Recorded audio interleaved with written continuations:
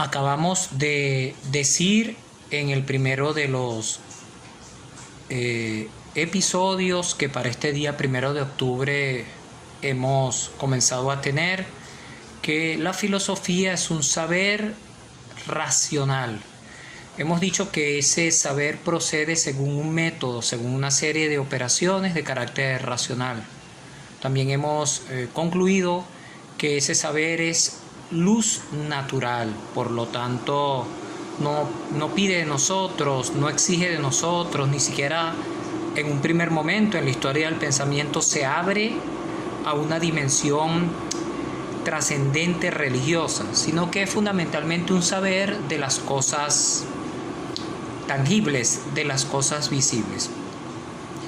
Lo habíamos dicho, en este momento quiero resaltarlo para cerrar este segundo episodio y abrirme a los dos próximos, que la filosofía es un saber por causas. Es la definición que Aristóteles da de este conocimiento. Nosotros al conocer el fondo de la realidad nos preguntamos ¿de dónde? ¿Cuál es la condición necesaria y suficiente para que un acontecimiento se produzca? Sin duda que existe el mundo. De hecho, los filósofos antiguos parten de ese dato. Existe el mundo es real, el mundo es tangible, lo puedo tocar, lo puedo ver, lo puedo oír, puedo utilizar mis 5 sentidos para acercarme a él. Por eso de lo que se trata es de buscar, esto es la filosofía, una causa natural en un mundo que tiene explicación entera, integral, a partir de causas también materiales. Es una tontería, es un despropósito el pensar que el mundo material tiene un origen inmaterial. Este no es el pensamiento filosófico. Y aunque es verdad, la filosofía en los próximos siglos va a discurrir por un camino de apertura, de trascendentalidad, sin embargo, no es ese propiamente hablando ni su origen ni su fisionomía. La filosofía es un saber por causas, un proceder según razones. Decíamos en el episodio anterior que en el mundo nada sucede por casualidad. Todo tiene una explicación material. Solo es posible una explicación material de un mundo que es material. Ahora bien, había dicho también en el episodio anterior que lo propio de nuestra vida como ser humanos, con distinción, con distancia de lo que es la vida del animal irracional y de lo que es la vida de los seres vivientes pero irracionales y del mundo llamado inorgánico o mineral, es que el ser humano es racional. Que el ser humano sea racional significa que nosotros no solo vegetamos, no solo vivimos, sino que vivimos inteligentemente. Es decir, nuestra vida produce una transformación del mundo y dentro del mundo, physis lo llaman los griegos, de nuestra propia vida. No hay que olvidarlo, la filosofía es un proceder racional para poder vivir y entender el mundo que nos rodea. Ya en el periodo clásico de la filosofía, el siglo llamado de oro, Aristóteles nos decía con mucha claridad que la filosofía es pensamiento y puro pensamiento. La filosofía no es ni siquiera un saber, aunque después va a surgir una área derivada de la filosofía, que es la técnica o filosofía, también la filosofía de la ciencia. Sin embargo, la filosofía tiene su propia motivación dentro de sí. Es un pensar para pensar mejor, para cultivar el puro pensamiento, nos dice Aristóteles. Así que este mundo materialmente tasado, materialmente pensado, excluye la presencia inteligente y personal de un creador. No hay, entonces, creación en el mundo de la filosofía. El mundo siempre ha estado. El planteamiento propiamente griego no es qué hay antes del mundo. El planteamiento propiamente griego es partir del dato que es el mundo y a partir del mundo explicamos toda la realidad. Cuando los filósofos primeros de la escuela de Mileto, Tales, Anaximandro y Anaxímenes, se pregunten alrededor de qué es lo que hace que el mundo sea mundo siempre se van a responder con elementos de carácter material. El mundo es lo que es como materia, su conformación propia, típica, verdadera es la materia. El mundo no tiene una existencia originada por una inmaterialidad. Insisto, es la postura en esta introducción a la filosofía que estamos haciendo de la primera etapa de la filosofía. Es el pensamiento bien llamado antiguo, que no solamente es griego, sino que es también latino o romano, ¿no? Ahora, ¿para qué la filosofía? Ya lo hemos dicho, la filosofía tiene una función vital. No se puede vivir sin pensar. Al menos no hay vida humana sin pensamiento. Cuando a Aristóteles le preguntaban cuál era la mejor definición del ser humano, Aristóteles respondió en recto griego: zoos noéticos. El ser humano es animal racional. Lo que nos hace personas humanas, por decirlo en un lenguaje de la filosofía medieval, es la razón. Es nuestra sustancia, pues esa sustancia, por decirlo en latín, en la línea de la definición griega de usía, lo profundo, aquello que hace que un ser sea lo que es al fin y al cabo el centro de la interrogación de la primera filosofía.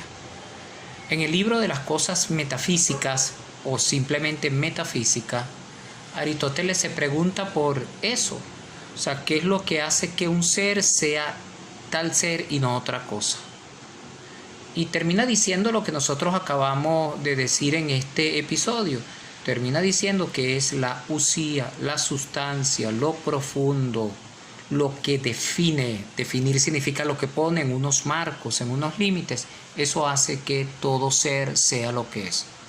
Hemos ingresado en un tema importante ya de una vez. Estamos apenas en la introducción, pero estamos intentando hacerlo de una vez de forma sumaria para que ustedes puedan tener una colección de aspectos con los cuales ir estudiando, con los cuales ir engranando sus propias posturas. No olviden que la filosofía al fin y al cabo es la respuesta personal ante los asuntos que me competen, los asuntos que me rodean. Entonces cada uno de ustedes debe poder responder a esos dilemas de carácter personal, eso sí, con la ayuda del lenguaje y del aparataje técnico y teórico típico de la filosofía. Decía que lo que nos ocupa en la filosofía es el ser. El ser es el objeto de estudio de la filosofía, digámoslo de una vez. Es decir, mientras las ciencias se dedican de un aspecto parcial de la realidad, la filosofía se ocupa del todo, porque el ser es todo. Explico. Cuando nosotros decimos que la biología estudia el ser vivo, lo que tenemos que decir es que estudia el ser en cuanto está vivo. Cuando decimos que la química estudia el ser, lo que es, lo que existe, decimos que estudia el ser, lo que existe, desde la perspectiva de su conformación elemental, lo que son los seres desde la perspectiva química elemental. Entonces todas las ciencias recortan la realidad en alguna dimensión. La filosofía no quiere recortar la realidad, quiere entender la realidad como todo, como totalidad.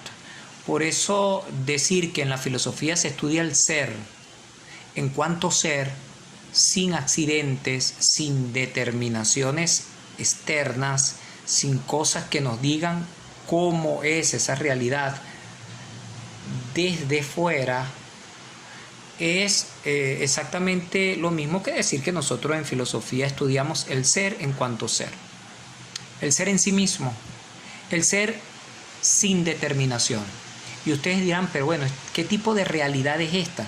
¿Es una realidad de carácter sensorial? No, porque todos los sentidos nos llevan a conocer la realidad en cuanto la veo, en cuanto la escucho, en cuanto la huelo, en cuanto la siento, o sea, con los 5 sentidos. En la filosofía las realidades se estudian desde la perspectiva del pensamiento.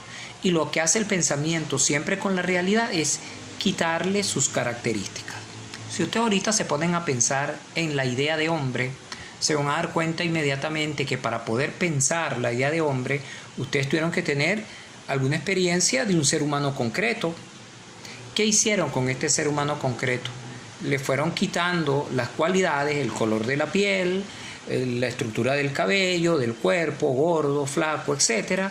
Le fueron quitando, por supuesto, mentalmente todas esas cualidades y se quedaron con una idea general o incluso universal, la idea de hombre. Y a partir de este momento, cuando ustedes se encuentran con un hombre, varón o hembra, porque estamos hablando del género humano, de la humanidad, no estamos hablando del macho o de la hembra, ustedes inmediatamente lo reconocen porque ustedes tienen en la cabeza una idea y esa idea ahora la aplican a los seres. Aquí entra otra definición que bien pudiéramos ir introduciendo. Lo vamos a estudiar, insisto, a lo largo de este semestre, pero es bueno que lo vayamos fijando en nuestra reflexión. He dicho que la filosofía estudia el ser. Decir que la filosofía estudia el ser es exactamente lo mismo que decir que estudia la realidad en cuanto tal. Pero lo curioso es que la filosofía primera, la filosofía del primer proceso del desarrollo histórico de la filosofía, aunque estudia el ser, que es idea, parte siempre de las cosas. En filosofía vamos a llamar las cosas entes. Ente es todo lo que existe o puede existir. O sea, ente es lo que nosotros vulgarmente llamamos cosa, o aquello que tiene alguna dimensión cósica. Aquello que, aunque posiblemente hoy no existe, por ejemplo, los hijos, un árbol grande, puede existir. Aquello que puede existir como cosa lo llamamos también ente. Aquí viene un drama. Todo lo que no sea ente no existe. Todo lo que no sea cosa no puede ser visto, no puede ser olido, no puede ser palpado. Entonces ya aquí tenemos nosotros la dificultad con aquellos, entre comillas, entes llamados inmateriales. Es un contrasentido hablar de entes inmateriales porque la entitatividad es una característica de las cosas y solo de las cosas. Al ser una característica solo de las cosas, hablar de entes espirituales no tiene sentido porque lo espíritu no es cosa, lo espiritual no es cósico, no es aprehensible. Aristóteles es el que nos mete en esta situación y nos hace ver cómo nosotros lo que tenemos que hacer al fin y al cabo es usar de nuestros recursos racionales para poder meterle el diente, por decirlo en términos folclóricos, a nuestra realidad. Se trata al fin y al cabo, y esta es la característica principal de los filósofos antiguos, se trata de contemplar la realidad. Porque solo contemplando la realidad que nos rodea, nosotros vamos a poder vivir de una manera humana. No hay vida humana sin razón. Por eso la filosofía es un gran valor y yo les pido a ustedes que la examinen y la estimen como eso. La filosofía es un gran valor porque no puede el ser humano vivir sin filosofía. No puede vivir el ser humano sin interrogarse, sin preguntar por la realidad que le rodea y después lo vamos a ver, sin preguntarse por él mismo. Es la pregunta que a partir de Sócrates y un poquito antes con sus contemporáneos que son los sofistas, la filosofía se la va a plantear, la interrogación por la propia vida. Pero no es esa la primera pregunta filosófica. La primera pregunta filosófica es ¿qué debo yo hacer conmigo? Por eso Søren Kierkegaard, este filósofo danés, uno de los fundadores del existencialismo, ha dicho, toda la filosofía es encargarse de la propia vida, de la propia existencia, pero antes de encargarme yo de mi propia existencia, es el pensamiento griego, nos hemos tenido que encargar del mundo que nos rodea. La primera pregunta filosófica entonces es cosmológica y no de otro tipo. Pues bien, vamos a dejar este segundo episodio hasta acá, nos falta un tercero y un cuarto y estaremos listos para enfrentarnos, para estudiar el primero de los contenidos que en el programa están y que hace referencia fundamentalmente a la filosofía en el mundo de hoy. El próximo episodio, quise decir, continuaremos con esta reflexión que estamos teniendo.